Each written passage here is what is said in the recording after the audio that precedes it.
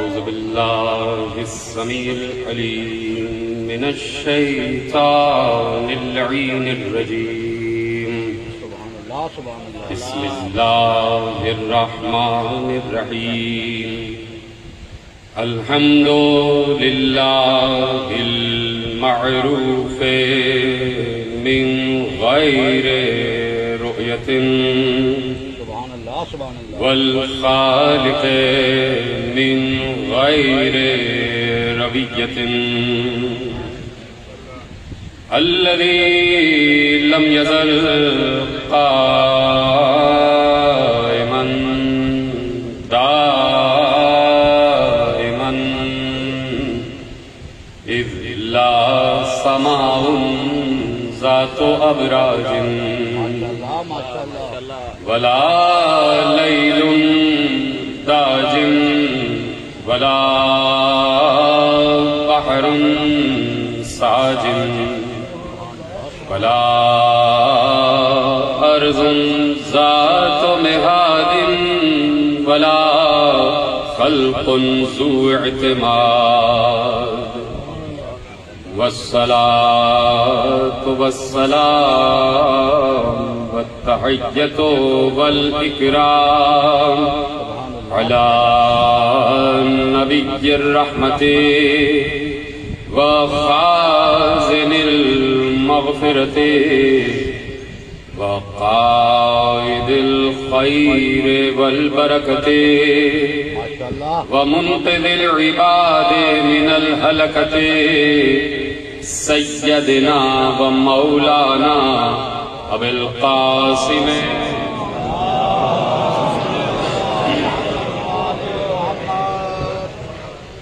وأهل بيته الطيبين الطاهرين المعصومين المظلومين المنتخبين المنتجبين الذين أذهب الله عنهم الرجس وطهرهم تطهيرا.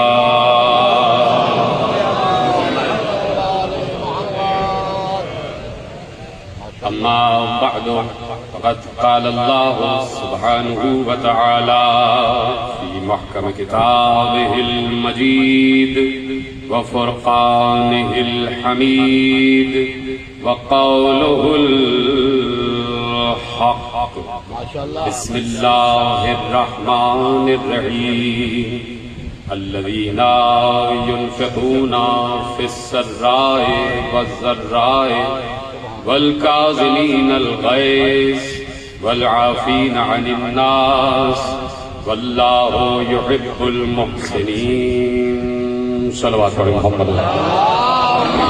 صلی علی محمد و آل محمد. 1443 ہجری کے عشرہ ماہ رمضان کی آج مرکزی بارگاہ بوبی گھاٹ فیصل آباد میں پہلی تقریر اور پہلی مجلس میں شریک ہے. پروردگار عالم کا شکر ہے کہ اس نے ہمیں حسین ابن علی کا ممکار بنا کر انسانوں میں شمار کیا ہے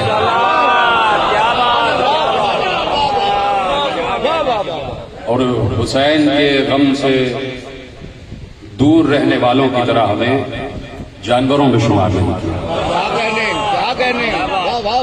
جس کے دل میں کسی بھی مصیبت زدہ کا غم نہیں ہوتا وہ چلتا پھرتا حیوان ہوتا ہے. حیوان کے سامنے کوئی بڑے سے بڑا واقعہ بھی ہو جائے اس کے دل و دماغ پہ کوئی اثر نہیں ہوتا.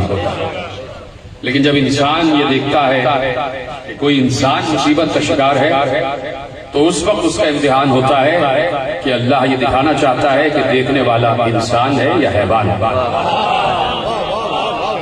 اس وقت اگر کہیں پر بھی جہاں پر بھی عالم انسانیت ہے اور جہاں پر بھی محرم کا چاند دیکھا جا چکا اور فرش عزا بچھا ہوا ہے تو جہاں پر بھی انسان ہے وہ فرش عزا پر ہے.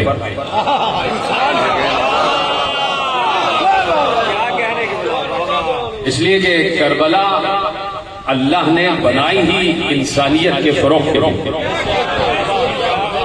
جملہ ہے اور میرا جملہ نہیں ہے، حدیث معصوم ہے، اور آگے پیچھے دائیں بائیں بیٹھے ہوئے تمام حضرات تک یہ جملہ پہنچنا چاہیے، اور پہنچے تو آپ سب کو بولنا بھی چاہیے، اس لیے کہ معصوم کا جملہ ہے، حدیث ہے، اور حدیث یہ ہے کہ معصوم نے ارشاد فرمایا کہ اللہ نے دنیا کو بنایا ہی کربلا کے لیے۔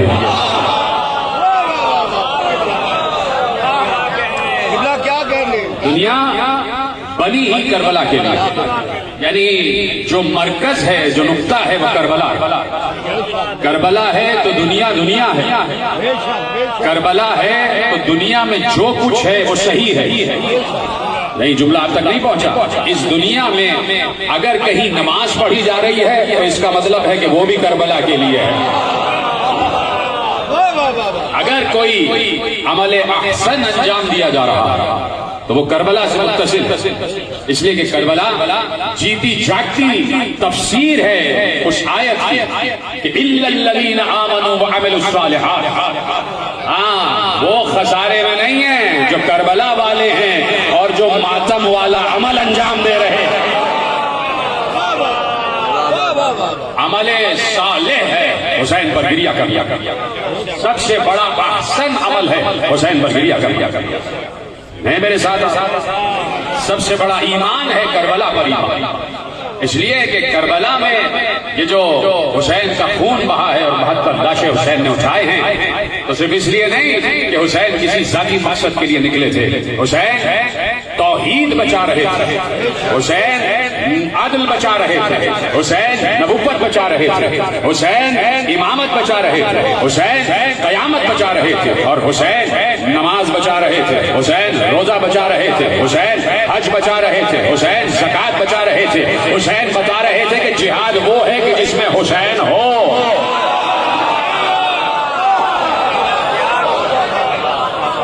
حسین کے بغیر کیسا جہاد؟ جو جہاد میں حسین سے متاثر نہیں ہے وہ جہاد نہیں، فساد کر رہا ہے۔ کربلا پورے دین کی تکمیل کا بھی باعث ہے اور دین کی حفاظت کا بھی باعث ہے۔ ایک حسین اور پورا دین حسین کے کاندھوں پر، اس لیے کہ کل یہی حسین رسول کے کاندھے پر تھا، اور آج کربلا میں پورا دین حسین کے کاندھے پر، پورا دین حسین کے کاندھے پر۔ اس لیے میں نے کہا کہ جو آنکھ کربلا میں اور کربلا کے مسائل کے لیے اشبار نہیں ہے، وہ کہے یا نہ کہے، پہچان لو کہ وہ چلتا پھرتا کوئی جانور ہے، کوئی حیوان ہے، کوئی وحشی ہے، کوئی چوپایا ہے۔ اس لیے کہ جہاں پر ایک قلب حزین ہے، ایک درد مند دل ہے، یہ کیسے ہو سکتا ہے کہ کربلا کے مسائل سنیں اور اس کے دل پر اثر نہ ہو؟ میں بار بار یہ جملہ کہتا ہوں اور میرے نوجوان دوست اسے محفوظ کریں، اور ہر سال میں سمجھتا ہوں کہ جملہ کہنا بہت ضروری ہے، اس لیے کہ انسانوں کا بالعموم اور مسلمانوں کا بالخصوص حافظہ بہت خراب ہے۔ مسلمانوں کا حافظہ بڑا خراب ہے، اس لیے کچھ باتیں انہیں بار بار یاد دلائی جاتی ہے۔ یہ رونا، غم حسین میں رونا، جملہ محفوظ کیا جائے، یہ غم حسین میں رونا انسان کو انسان برقرار رکھتا ہے۔ آج دیکھو مسلسل آپ ٹیلی ویژن پر بھی دیکھتے رہتے ہیں، کل رات دیکھ رہا تھا ٹی وی، صرف اس فیصلہ آباد ڈویژن میں جتنے کرائمز ہو رہے ہیں، پرسوں کی خبر ہے کہ یہی کہیں کسی علاقے میں ایک چھوٹی سی بچی کو، 4 برس کی بچی کو کچھ وحشی جانوروں نے اغوا کیا اور کہیں اور نہیں لے گئے، مسجد میں لے گئے۔ اب اس سے آگے میں جملہ نہیں کہہ سکتا، اس سے آگے میں جملہ نہیں کہہ سکتا، یہ آپ کے ٹی وی کی رپورٹ۔ میں ایک چھوٹا سا ایک منظر نامہ آپ کے حوالے نہیں تو مسلسل کرائم، مسلسل بد کرداری ہے، مسلسل بد اخلاقی ہے، مسلسل دین اسلام سے دوری ہے۔ یہ ملا سر پر ٹوپی اور عمامہ سجا کر صرف اپنے آپ کو سجا رہے ہیں، سیرت و کردار نہیں سجا رہے۔ سر پر پگڑیاں باندھ کر اپنے آپ کی سرداری ثابت کی جا رہی ہے، کیوں نہیں؟ خلاف آواز اٹھتی، محرم کا چاند طلوع ہوتا ہے تو عزاداری پر فتوے آ جاتے ہیں. کہاں گئے یہ سارے ملا کہ جہاں 3 دن پہلے کی خبر ہے کہ 4 سال کی بچی کو اللہ کے گھر میں لے گئے اور کیا کیا یہ بتانے کی ضرورت نہیں ہے. کہاں گئے سارے ملا؟ کہاں گئے سارے مولوی؟ کیوں نہیں فتویٰ اٹھتا ہے اور کیوں نہیں ان وحشی جانوروں کے خلاف آواز اٹھتا ہے؟ کربلا یہی ہے. کربلا اس ظلم کے خلاف آواز اٹھانے کا نام ہے کربلا. جرأت اظہار حق کا نام ہے کربلا. انسان کی انسانیت کو جگانے کا نام ہے کربلا. انسان کو وحشت سے جنون سے عقل و خرد کی طرف لانے کا نام ہے کربلا. تو اگر جملہ یہ ہے اگر یہ وحشی جانور جنہیں ملاؤں نے مجلس عزا سے دور رکھا ہوا ہے اگر یہ وحشی جانور مجلس عزا کے فرش پر آ کر بیٹھتے اور عباس کے کٹے ہوئے شانوں پر روتے تو کسی کے شانے نہ کاٹتے. یہ وحشی جانور یہ اغوا کرنے والے یہ چور یہ ڈکیت یہ ڈاکو اگر ملا انہیں فرش عزا سے دور نہ رکھتے اور کہتے کہ فرش عزا پر آ کر بیٹھو یہ کسی مسافر کو راستے میں کبھی لوٹتے نہیں. جو عباس کے کٹے ہوئے شانوں پر گریا کرتا ہے وہ کسی کے بازو نہیں کاٹتا. جو کسی کڑیل جوان کے زخمی جگر پر گریا کرتا ہے وہ کسی جوان کا خون نہیں بہاتا. جو علی اصغر کے زخمی گلے پر روتا ہے وہ کسی ماں کی گود نہیں چاٹتا. جو 4 برس کی سکینہ کے زخمی رخسار پر گریا کرتا ہے وہ ہر بچی کو اپنی بچی سمجھتا ہے. یہ نقصان کیا ملا نے فرش عزا سے دور رکھنے پر. یہ نقصان کیا پوری ملت مسلمہ کا اور امت مسلمہ کا نقصان کیا مولویوں نے عزاداری کے خلاف فتویٰ لگا کر کہ پوری دنیا کو پورے معاشرے کو بد کردار بنا. یہاں فرش عزا سے اٹھا ہوا کوئی شخص کسی کا قتل نہیں کرتا, کوئی کسی کے بازو نہیں کاٹتا, کوئی کسی بچی پر تشدد نہیں کرتا, اس لیے کہ کربلا کا رونے والا جانتا ہے یہ پوری امت محمد کی امت ہے. یہ جتنے انسان ہیں کلمہ کو یہ رسول کے کلمہ کو یہ سب اللہ کے بنائے ہوئے ہیں اور کسی شخص کو یہ اجازت بھی نہیں دی گئی دین اسلام کی طرف سے یا دین توحید کی طرف سے وہ نہ کسی کو قتل کرے, نہ کسی پر کے املاک پر قبضہ کرے, نہ کسی کے مال پر ڈاکہ ڈالے, نہ کسی کو نقصان پہنچائے. اس لیے کہ ایک دوسرے کا مال دوسرے کے لیے امانت کی نگاہوں سے دیکھا جاتا ہے. یہ ہے کربلا. اس لیے میں نے کہا کہ گریا کرنا بہت ضروری ہے. جو وقت ہے نا اس وقت خود بخود دل چاہتا ہے کہ کسی مظلوم پر رویا جائے. یہ عجیب وقت ہے. جو فجر کے بعد کی ساعتیں عجیب ساعتیں. انہی ساعتوں میں 3 شعبان کو حسین بھی آسمانوں سے زمین کی طرف آئے تھے. بڑی خوشی تھی, بہت خوشی تھی رسول کے گھر میں. بہت رسول کا چہرہ سرخ تھا. رسول خوشی کا اظہار کر رہے تھے. کبھی حسین رسول کی گود میں, کبھی علی کی گود میں, کبھی زہرا کی گود میں. خوش ہے پورا گھر, خوش ہے پورا گھر. کیا اللہ کو یہ بات اچھی نہیں لگ رہی تھی نعوذ باللہ کہ رسول خوش ہے؟ اچھی لگ رہی تھی نا, بات تو صحیح ہے نا کہ رسول میرا محبوب, میرے محبوب کے چہرے پر خوشی کے آثار ہے تو قدرت بھی خوش ہے, قدرت بھی مسکرا رہی ہے. لیکن یہیں سے قدرت نے ایک پیغام دیا کہ اصل دین اور اصل دنیا بنائی کس کے لیے گئی ہے, اس دنیا کا مقصد کیا ہے.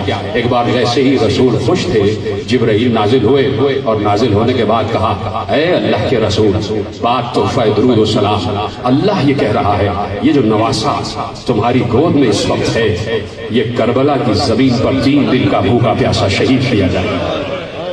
تو اللہ نے اس وقت رسول کی آنکھوں سے آنسو بہا کر یہ بتا دیا کہ دنیا بنائی ہی کربلا کے لیے گئی ہے, دنیا بنائی ہی حسین کے لیے گئی ہے. مجھے بتاؤ آپ کی آنکھیں بھیگ رہی ہیں, پہلی مجلس ہے تو پہلی مجلس کا آغاز ہی مصائب سے کیا جاتا ہے. 2 جملے آپ کے حوالے کرنا چاہتا ہوں. مجھے بتاؤ کہ جس وقت رسول کی آنکھوں میں آنسو آ گئے ہوں گے کیا بیٹی کی آنکھیں خوش ہو گئی؟ کیا زہرا روئی نہیں ہوں گی؟ بابا کے چہرے کی طرف دیکھ کر دیکھا بابا آپ رو رہے ہیں, بابا آپ کے چہرے پر آنسو کی قطار, بابا سبب کیا ہے؟ اب مجھے بتاؤ ایک باپ کہ جس کے لیے بیٹی رحمت ہے, اور ایک وہ باپ جو عالمین کے لیے رحمت ہے، اس کی بیٹی اس کے لیے رحمت ہو، وہ کیسے اپنی بیٹی کو بتائے کہ ابھی چند لمحے ہوئے ہیں تیرے بیٹے کو اس دنیا میں آئے ہوئے، کیسے خبر دیتے حسین جی؟ لیکن یہ رسول ہے، یہ رسول ہے، اور رسول چاہتے ہیں کہ دنیا کو بتائے کہ کربلا اور حسین اور اس دنیا کا ربط کیا ہے۔ کہا بیٹی ابھی ابھی جبرائیل نازل ہوئے اور مجھے بتایا کہ حسین کربلا کی تپتی ہوئی ریت پر میرے ہی کلمہ گویوں کے ہاتھوں 3 دن کا بھوکا پیاسا ذبح کر دیا جائے گا، ذبح کر دیا جائے گا۔ میری مائیں بہنیں پس پردہ بیٹھی ہوئی ہیں، خدا آپ کی گودیوں کو سلامت رکھے، آپ کے سہاگ کو سلامت رکھے، اس کربلا کے فرش ادا کے صدقے میں خدا آپ کے سہاگ کو سلامت رکھے، میرے تمام نوجوانوں کو، میرے بزرگوں کو سلامت رکھے۔ میں صرف ایک جملہ نفسیاتی پوچھنا چاہتا ہوں کہ جس کی ماں نے اسی وقت سنا ہو کہ میرا بیٹا 61 ہجری میں شہید کر دیا جائے گا، زہرا کے دل پر کیا گزری ہوگی؟ زہرا مستجاب الدعوات ہے، زہرا خود اگر اللہ سے کہے تو اللہ تقدیر بدل دیتا ہے۔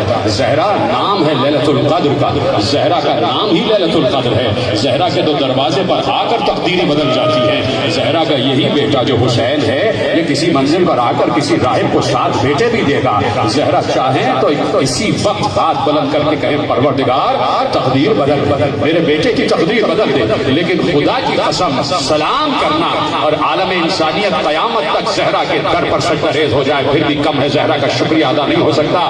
اس وقت زہرا نے یہ نہیں کہا، اس لیے کہ زہرا مزاج شناس توحید بھی ہے، مزاج شناس رسالت اور نبوت بھی ہے۔ صرف زہرا نے یہ کہا، یہ نہیں کہا کہ بابا تقدیر بدل دے، ایک بار صرف یہ کہا بابا جس وقت میرا لال ذبح کیا جا رہا ہوگا کیا اس وقت میں موجود ہوں گی؟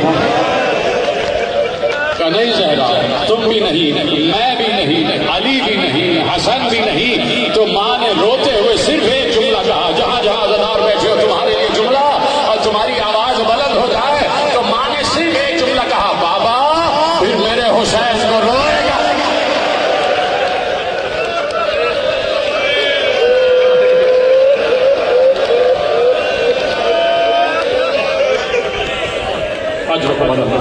تو آپ کو کوئی غم نہ دے سوا غم سے۔ یہ ہے کربلا، یہ ہے دنیا جس کے لیے زہرا نے اسی وقت ایجنڈا دے دیا، زہرا نے اسی وقت لایا عمل بتا دیا۔ زہرا، رسول اور اللہ 3 ہستیاں ہیں جن میں اسی وقت طے ہو گیا کہ دنیا بنائی ہی حسین کے لیے، دنیا بنائی ہی کربلا کے لیے۔ کہہ دیا زہرا اللہ ایک قوم کو خلق کرے، اس کے بچے حسین کے بچوں پر روئے، اس کے جوان حسین سے علی اکبر پر روئے، جس کے بزرگ حسین کے بزرگ شہیدوں پر روئے، جس کی خواتین حسین کے اہل حرم پر روئے۔ وہی قوم ہے آپ آ گئے، فرش ادا پر بیٹھ گئے۔ میں نہ اس قابل ہوں کہ تمہیں دعا دے سکوں، نہ اس قابل کے شکریہ جس بیوی کے بلاوے پر تم آئے ہو۔ اس بیوی کا آخری بیٹا آج بھی پردہ غیب میں یہاں پر بھی موجود ہے، میرے وقت کا امام یہاں موجود ہے، ایک ایک روتی ہوئی آنکھ کو دیکھ رہا ہے۔ اب تم اپنے لیے دعا نہ کرنا، اب وہ تمہارے لیے دعا کر رہا ہے۔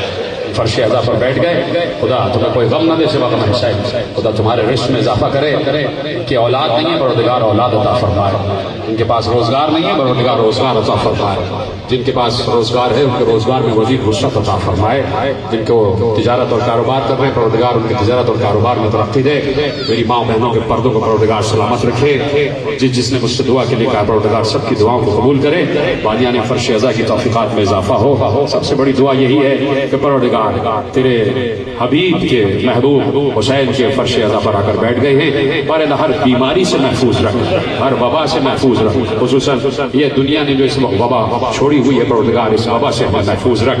تو پروردگار یہ فرش اعضا پر بیٹھے ہوئے جتنے بھی لوگ ہیں یہ سب حسین کا تذکرہ سننے کے وسیلے سے تیرا ذکر سننے آئے ہیں، تیرا ذکر سننے آئے ہیں، تو پروردگار ان کو عباس کے علم کے سائے میں رکھنا، ان کو زہرا کی چادر کے سائے میں رکھنا۔ سننے آئے ہیں یہ حبیب کا تذکرہ، سننے آئے ہیں یہ حسین کا تذکرہ، حسین کا تذکرہ، حق کا تذکرہ۔ گفتگو شروع ہو چکی ہے، حسین کا تذکرہ، حق کا تذکرہ، اس سے کسی کو انکار نہیں ہے کہ جہاں پر حسین ہے وہیں حق ہے۔ میرے ساتھ جہاں پر حسین ہے وہی حق ہے، اس لیے کہ حسین کسی اور کا بیٹا نہیں ہے، حسین اس کا بیٹا ہے کہ رسول نے بھری ہوئی مسجد نبوی میں اصحاب کی آنکھوں سے آنکھیں ملا کر کہا تھا کہ العلی مع الحق والحق مع علی، علی حق کے ساتھ ہے اور حق علی کے ساتھ، تو جس علی کے ساتھ حق ہے اسی علی کا بیٹا ہے حسین۔ اب جدھر جدھر علی جائیں گے ادھر ادھر حق جائے گا، تو اب یہ وراثت حق کی گئی ہے حسین کی طرف، جدھر جدھر حسین ادھر ادھر حق۔ اگر آج حسین دھوبی گھاٹ کے اس فرش ادا پر ہے تو یہیں پر حق بھی ہے، یہیں پر حق بھی ہے۔ تو ازل سے حق اور باطل ٹکراتے رہے۔ میرے ساتھ گفتگو شروع ہو چکی ہے اور اب میں موضوع کا اعلان کرنے جا رہا ہوں۔ ازل سے حق اور باطل ٹکراتے رہے۔ امیر المومنین حضرت علی ابن ابی طالب علیہ السلام سے بلند آواز سے صلوات پڑھیں، محمد و آل محمد۔ پوچھا گیا، علی بیٹھے ممبر سلونی پر اور سوال پر سوال، علی جواب پر جواب دے رہے ہیں، تو وہیں پر کسی نے کھڑے ہو کے علی سے سوال کیا، علی یا ابو الحسن، اے امیر المومنین، اے امام المتقین، اے سید المرسلین، اے قائد الغر المحجلین، سوال پوچھنا چاہتا ہوں۔ علی نے کہا ہاں پوچھو، سوال پوچھو۔ کہ یا علی یہ بتائیے کہ انسان کتنا خود مختار ہے اور کتنا مجبور، کتنا خود مختار اور کتنا مجبور، کتنا مختار کتنا مجبور۔ علی نے ایک فلسفہ دیا جو قیامت تک کے لیے فلسفہ ہے، اور نوجوان نوٹ کریں اور میری گفتگو پوری دنیا میں جا رہی ہے اور سب سن رہے ہیں کہ علی نے ایک فلسفہ دیا۔ پوچھا گیا کتنا مختار اور کتنا مجبور ہے انسان، علی نے کہا سنا، یہ کائنات جو اللہ نے بنائی ہے اس کائنات کا مقدر ہے، مقدر اس کائنات کی تقدیر میں لکھ دیا گیا ہے، اس دنیا کی تقدیر میں یہ بات لکھ دی گئی ہے کہ یہاں قیامت تک حق اور باطل ٹکرائیں گے، حق اور باطل نوٹ کریں جملوں کو۔ علی نے کہا اس دنیا کا مقدر ہے کہ یہاں قیامت تک حق اور باطل ٹکراتے رہیں گے، حق اور باطل کا مارکا رہے گا، حق بھی رہے گا باطل بھی رہے گا۔ کہا کہ تم اس دنیا میں بھیج دیے گئے تو اب تم مجبور ہو کہ تمہیں چاہتے ہوئے یا نہ چاہتے ہوئے اس حق اور باطل کی جنگ کا حصہ بننا پڑے گا۔ سوال کیا ہے؟ انسان کتنا مجبور ہے اور کتنا خود مختار ہے؟ علی نے کہا قیامت تک اس دنیا میں حق اور باطل کی جنگ رہے گی، تم اس دنیا میں بھیجے گئے، آئے، پیدا ہوئے، یہ مجبوری ہے تمہاری کہ چاہو یا نہ چاہو تمہیں اس حق اور باطل کی جنگ کا حصہ بننا ہوگا۔ رکھتا میں جملہ، جتنے حضرات یہاں بیٹھے ہوئے ہیں اور جہاں جہاں میری گفتگو اس وقت ایک پر سنی جا رہی ہے، سب جواب دیں کہ چاہے اس دنیا کا کوئی بھی بر اعظم، چاہے مشرق ہو چاہے مغرب، چاہے عیسائیت ہو چاہے یہودیت ہو، چاہے ستارہ پرستی ہو چاہے شجر پرستی ہو، چاہے آفتاب پرستی ہو چاہے مہتاب پرستی ہو، چاہے بت پرستی ہو چاہے توحید پرستی ہو، چاہے خود پرستی ہو چاہے خدا پرستی ہو، جہاں پر بھی انسان آباد ہے ہر انسان اپنی اپنی جگہ حق اور باطل کی جنگ کا حصہ ہے یا نہیں؟ عیسائی بھی ہے،